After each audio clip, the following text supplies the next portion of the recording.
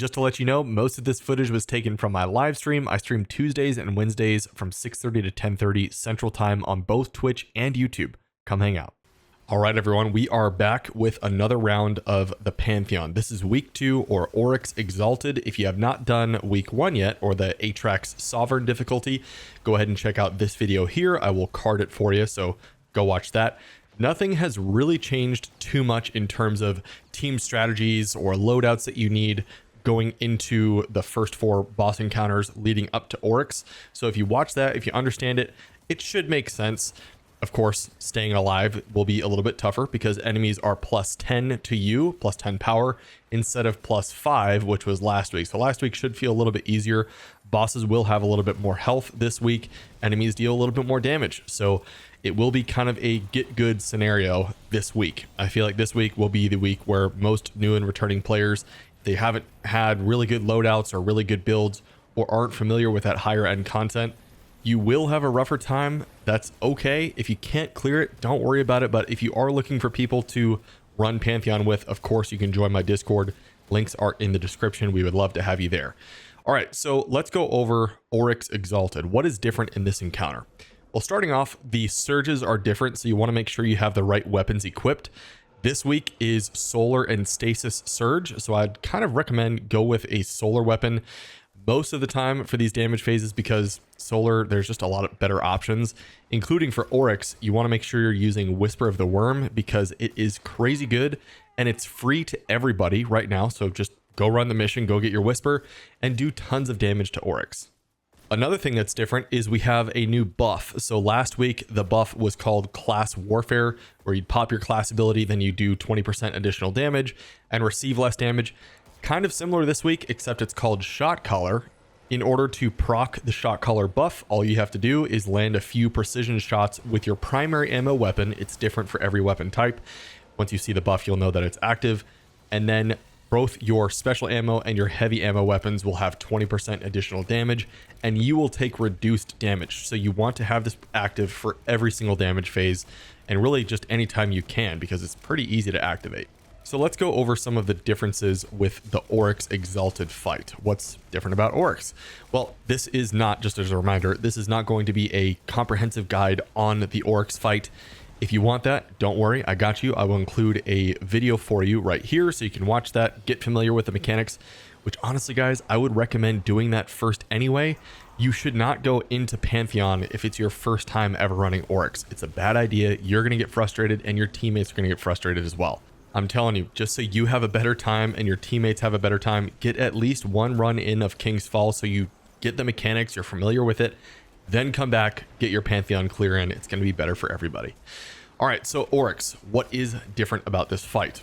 Well, starting off, we have multiple rounds of Light Eater Knights. And just as a reminder, these guys will try and eat those bombs that the Light Eater Ogres will drop, and we detonate those bombs to extend the damage phase that we get on Oryx. So we want to, of course, every single time detonate 4 bombs so we can deal as much damage as possible to Oryx and make this a very, very easy 2-phase. So if you are guarding a plate and you ever get torn between dimensions, you want to make sure that you call out like, hey, L2, I'm torn. Please cover my plate, watch my Light Eater Knights. That way no Light Eaters eat bombs, because you don't want that to happen. And let's move on to change number 2. We have a Tormentor that will spawn in right at the middle of the damage phase, somewhere around there. You'll hear the noise, but it's more of an inconvenience than anything. You really don't even have to worry about it until the damage phase is over with. You'll see here, I actually, with my Strand Titan, just pretty much one-shot them, very easy. These Tormentors are not boss Tormentors, so you can suspend them, you can freeze them, you can blind them. So any sort of control that you use, it makes it very easy to deal with. And then we will move on to the next change, or change number 3.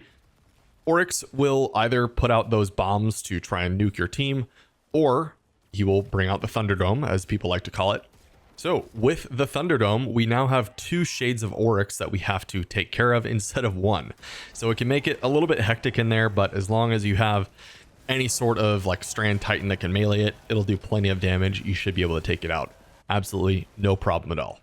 And those are really the main changes that have taken place with the Oryx Exalted fight. Of course, some enemies will have more health. Those Taken Knights that spawn on the plates are a little bit more chunky than usual, but you can actually have someone with the Aeon Gauntlets equipped in order to finish them, so you can generate more heavy ammo to make these damage phases even easier. I was full on Whisper ammo the entire time, so all of us were. Made it very, very easy. So nothing has changed with Final Stand either. You have the 2 ogres that will spawn in.